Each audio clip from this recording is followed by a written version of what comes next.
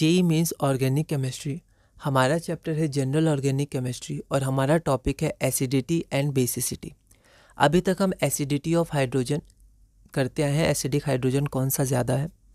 अब यहाँ पर हम बेसिसिटी चेक करेंगे। तो यहाँ पर आपके पास 5 इंटरमीडिएट्स दिए हैं, 1 2 3 4 5।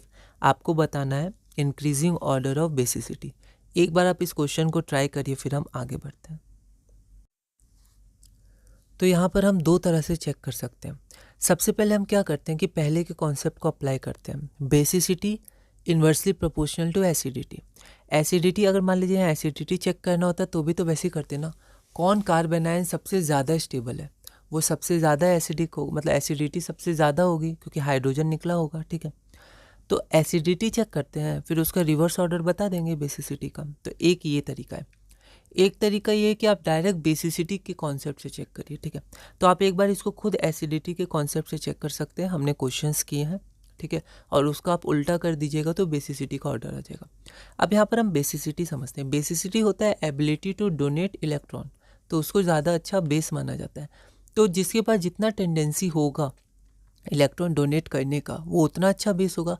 अब वो इलेक्ट्रॉन क्यों डोनेट करेगा? क्योंकि वो स्टेबल होना चाहेगा, नेगेटिव चार्ज को वो देना चाहेगा, न्यूट्रल होना चाहेगा। ठीक है, तो स्टेबल होना चाहेगा। इसका अर्थ ये हुआ कि मतलब जब वो डोनेट नहीं किया था तब उस पर नेगेटिव चार्ज अनस्टेबल था, तभी तो वो डोनेट करना चाहेगा, है ना। तो बेसिसिटी मतलब होता है एबिलिटी टू डोनेट इलेक्ट्रॉन। तो नेगेटिव चार्ज जिस कंपाउंड के पास जितना ज़्यादा अनस्टेबल होता है, इलेक्ट्रॉन डेंसिटी जितनी ज़्यादा होती है, उतना ज़्यादा अच्छा वो बेस होता है। ठीक है, तो ये बेसिसिटी का डायरेक्ट कॉन्सेप्ट से हम कर सकते हैं। तो बस अब हमें चेक करना है जो हम एसिडिटी में किए थे उसका उल्टा, मतलब इनमें से कौन सबसे ज़्यादा अनस्टेबल है। जो सबसे ज़्यादा अनस्टेबल है वही चाहेगा कि मैं जल्दी से जल्दी इलेक्ट्रॉन पेयर डोनेट करके कोई एटम लेके न्यूट्रल हो जाऊँ, है ना। तो यहाँ पर हम लोग देखते हैं। तो यहाँ पर हम लोग देखते हैं जो पहला है वो बहुत अनस्टेबल होता है। 3 डिग्री हमने पहले भी देखा था, उसमें प्लस आई होता है। तो प्लस आई इलेक्ट्रॉन डोनेट करता है, तो डोनेट करेगा तो फिर यहाँ पर नेगेटिव चार्ज, तो इलेक्ट्रॉन जब शिफ्ट होगा सिग्मा बॉन्ड में तो नेगेटिव चार्ज बढ़ेगा। ठीक है, उसके बाद ये नेगेटिव चार्ज तो एज कम्पेयर क्या है, स्टेबलाइज्ड है, क्योंकि यहाँ रेजोनेंस हो रहा है आपका। ठीक है, तो आप यहाँ देख सकते हैं कि यहाँ पर आपका रेजोनेंस हो रहा है। उसके बाद जो sp3 है वो भी स्टेबल होता है, सॉरी sp पर जो नेगेटिव चार्ज वो भी स्टेबल होता है, हमने देखा, क्योंकि ये अच्छा इलेक्ट्रोनेगेटिव एटम है sp हाइब्रिडाइज्ड। फिर CH3 माइनस ये अनस्टेबल होता है ना, क्योंकि कार्बन पे नेगेटिव चार्ज अनस्टेबल होता है और यहाँ पर कोई उसको माइनस आई भी नहीं है या कोई रेजोनेंस भी नहीं है। लेकिन 1 से कम स्टेबल होगा, क्योंकि 1 के पास तो कार्बन पे नेगेटिव चार्ज है जो 4 में है, पर 1 के पास प्लस आई भी 3 बार है जो 4 में नहीं है। तो 1 सबसे ज़्यादा अनस्टेबल होगा अभी तक। पांचवा जो है Cn माइनस, ये भी स्टेबल है, hybridised sp3 sp hybridised carbon atom पे है जैसे इसमें था।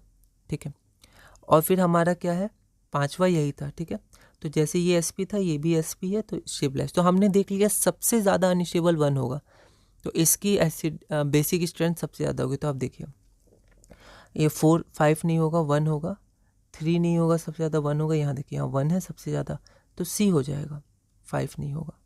ठीक है, तो आप इसी को चेक करके आंसर C कर सकते हैं। ठीक है, पर फिर भी हम लोग आगे बढ़ेंगे। हमारे पास क्या हो गया, 1 हो गया सबसे ज़्यादा अनस्टेबल। ठीक है, तो सबसे अच्छा बेस होगा।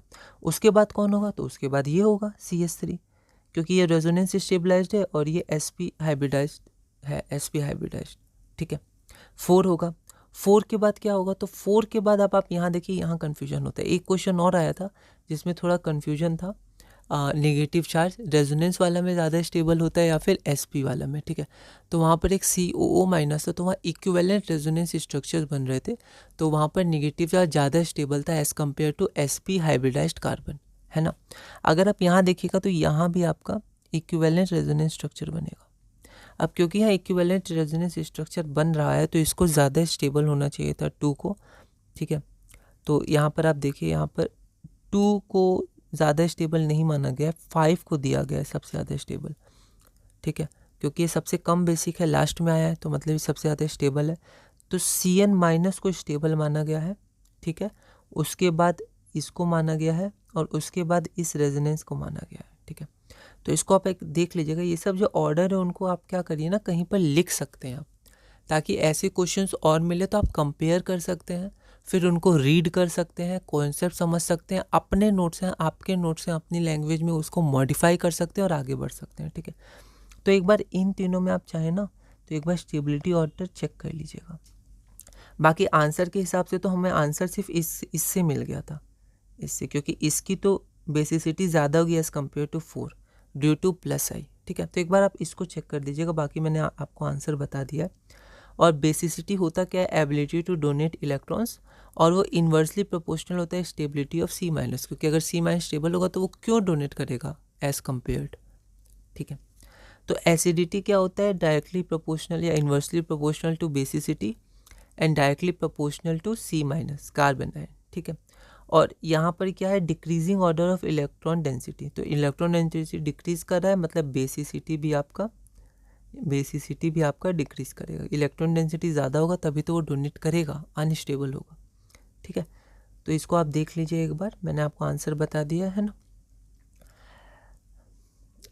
आगे बढ़ते हैं। This is opposite to the acidic order of their conjugate acid. अब कंजुगेट एसिड क्या होता है, तो जो कार्बन आयन होता है उसमें हाइड्रोजन जोड़ देते हैं तो वो एसिड हो जाएगा, हाइड्रोजन लूज कर देंगे तो वो बेस हो जाएगा। तो जितना ज़्यादा अच्छा बेस होगा उसका कंजुगेट एसिड उतना वीक होगा, ठीक है। और जितना अच्छा एसिड होगा उसका कंजुगेट बेस उतना वीक होगा, ठीक है। तो यहाँ पर जो कंजुगेट एसिड है वो वीक होगा, और तो उसका उल्टा होगा, कंजुगेट एसिड जितना वीक बेसिक स्ट्रेंथ उतना ज़्यादा। इसमें हल्का कन्फ्यूजन होता है, तो जैसे मैंने आपको पहले डायरेक्ट कॉन्सेप्ट से बताया वैसे भी आगे बढ़ सकते हैं। जिसका इलेक्ट्रॉन डेंसिटी ज़्यादा,